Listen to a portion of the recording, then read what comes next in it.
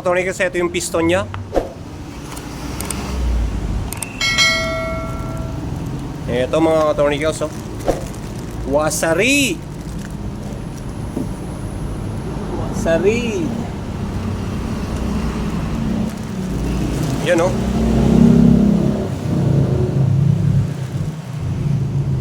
Lalagay ko muna yung pin niya dito. Yung pin lock ng piston ring. Ay, piston. Sige mga katornikels, ilagay ko muna. Okay mga katornikels, ito naman yung kanyang piston ring.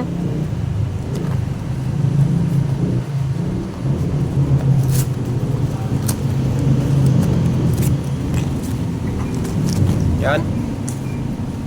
May mga number naman to mga katornikels, kung paano yung paglagay nito. Unahin natin yung kanyang spring. Kayo nang balang magtanong sa mga ibang ano kung ano to. Magtanong kayo sa mga malulupit na mekaniko. Yan, basta ako ano lang to ha.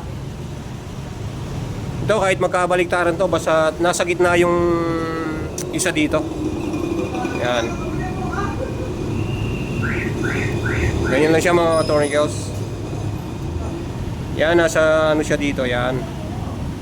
Alternate lang yan mga katornikels dito, pag ganyan, tas basta't pa cross siya. Hindi sila magsama-sama. Yan o, bawat sulok. Yan, dito siya.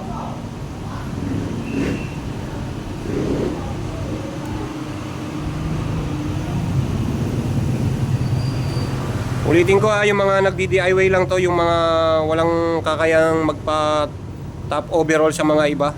Kung ano lang sila sa bahay yan, sa mga kanilang tahanan. Dito niyan to, yung isang ganito sa kabila, dito siya. Yan, ayun oh. Yung isa sa lalim, yung isa sa taas.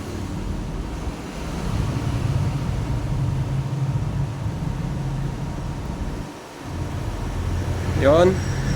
Yan siya mga katornikels, alternate, yung isa dito, yung bawat kanal niya, tapos yung isa dito. Tapos dito sa pangalawa na to mga katornikels, meron kang makikitang ano yan, yung T, tapos T2, tsaka T. Ibig sabihin yung top, tapos top 1, itong top 2. Ito yung matalim dito. Ito hindi matalim dito to. Bilog to, bilog. Ito matalim to. Ito yung nasa gitna, yung T2. Yan. Tapos ito yung T2, lagay mo dito sa gitna. Pag ganyan pa iglagay nito mga katornikels, oh. Para hindi kayo mahirapan, ito yung kanyang intake, ito yung kanyang exhaust. Sa butyo, yung maliit na to, ito yung sa butyo, ito yung sa manifold. Para hindi kayo malito. Manifold to, ito yung sa butyo. Intake, exhaust. Ito, yung T2, dito siya. Ganyan siya dito. Tapos, igit nyo dito. Tapos, ibukan nyo ng konti. Yun, pasok na siya doon. Ayun, oh. Yun siya. Tapos dito sa exhaust, ganito rin yung gawin nyo. Yung T, top 1. Yan. Ayun, napakadali lang. Yan. Tapos hilahin nyo dito. Yun. Ayun na siya, yung kanyang gatla, yung kanyang pinakabunganga nandito sa taas. Yung isa naman, yung bunganga nito, yung T2 nandito sa kabila, sa intake. Ito yung exhaust, ito yung manifold, ito yung butyo, para hindi kayo mahirapan. Yan. Intake, exhaust. Sige mga katornikels, nalagay ko na rin yung pin lock dito. Ilalagay ko na rin yung kanyang pin na ano, na piston, para malagay na dun sa sigunyal. Ayan, nalagay ko na siya dito mga katornikels. Hindi na natin ikakat yan para dara-diretsong makita nyo.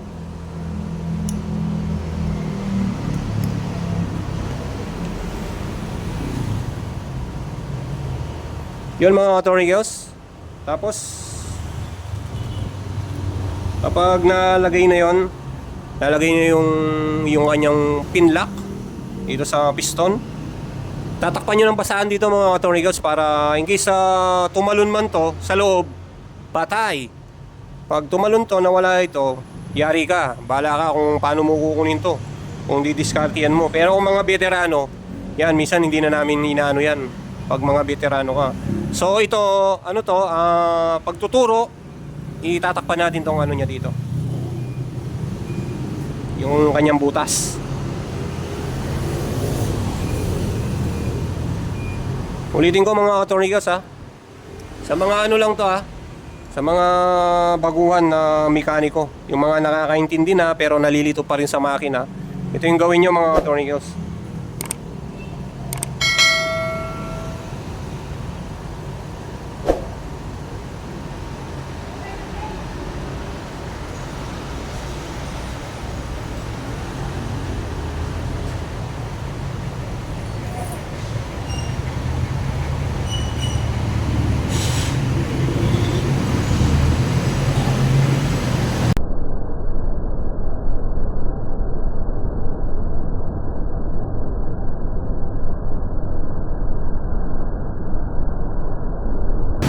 Apoy!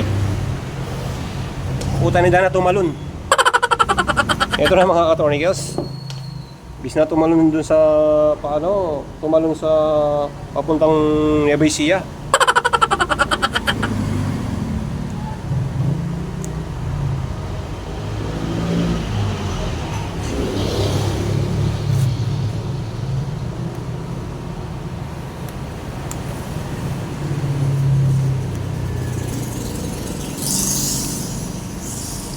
Yun na mga ka-tornillos, nalagay niyo yung kanyang lock dito. Pakasiguraduhin nyo lang na nakalagay ng maayos yan, kasi pag di nakalagay ng maayos yan, makakawala sa piston, yari ka.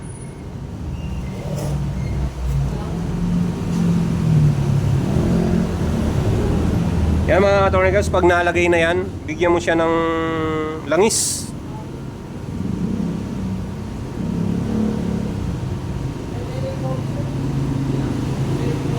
Para pag pinasok yung kanyang block, swabing swabe. Pag pinasok yung kanyang block, swabing swabe. Okay mga ka-tornillos, ito yung kanyang block. Ito kita nyo naman sa video.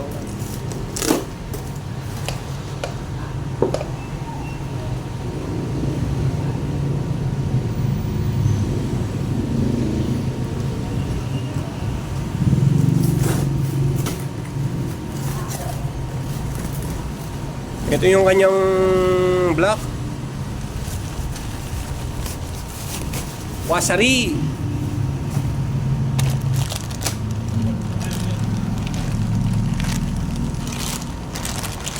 Uy, nyaman na ken sa ken, oh. Yan, sariwa to mga ka-tornillos ha. Yan. Bibigyan muna natin siya langis dito sa loob, bago ipasok sa piston at piston ring. Yan. Bigyan mong langis dito para ano, para hindi siya magasgasan.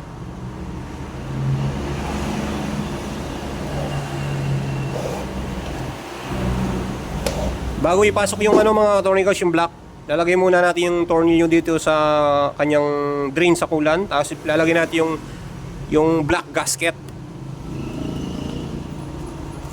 Ito yung kanyang black gasket. Paniwasa rin Bogard. Dahil ano to, tinuturuan ko kayo kung paano mag top overall. Yan.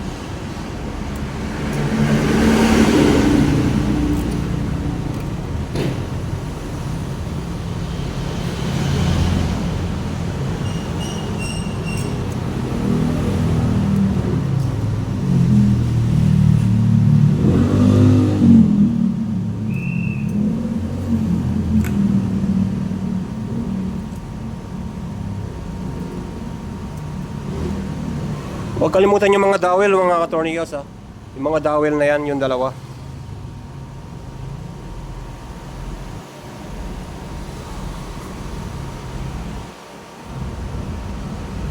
Yan, nalagay na yung kanyang black gasket.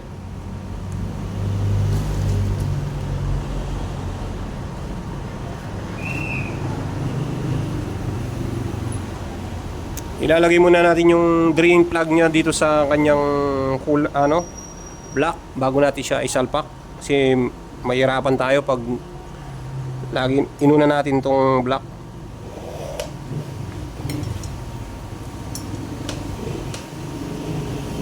Yan, nalagay na. Ngayon nalalagay ko na mga ka-tornillos.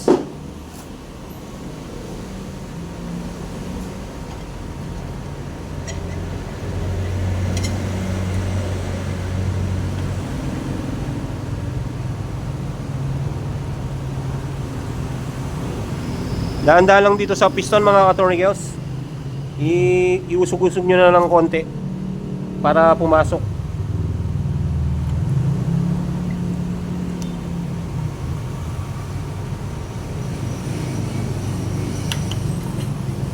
Yan, pag pumasok na mga ka-tornillos yung timing chain, ipasok nyo dito. Kuha kayo ng panusok.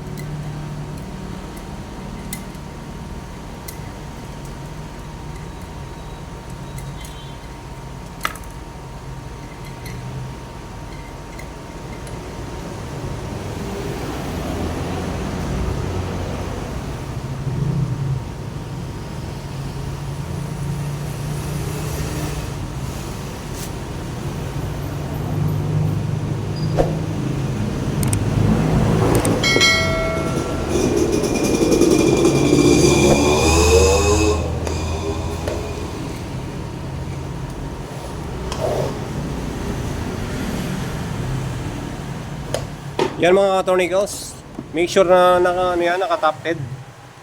Okay mga ka-tornillos, make sure na naka-top-head yan, yung dito nya. Meron kasi siyang guhit dito mga ka-tornillos, ayun oh. Ayun siya oh. Dapat naka-top-head siya dito. May makikita kayong dito, yan. Okay mga ka-tornillos ha, hanggang dito na lang yung video natin kasi magsasara na tayo. Oras na. Meron pang part 2 to mga ka-tornillos. Ayan, naka-set na yan. Ilalagay na lang natin yung kanyang black gasket. O sige mga ka-tornillos, i-anuin ko to sa kanyang part 2. Hanggang dito na lang. At kung bago ka pa lang sa aking YouTube channel, huwag mong kalimutan mag-subscribe. Pindutin mo na rin ang notification bell para updated ka sa mga video na katulad nito. Bye-bye! Peace!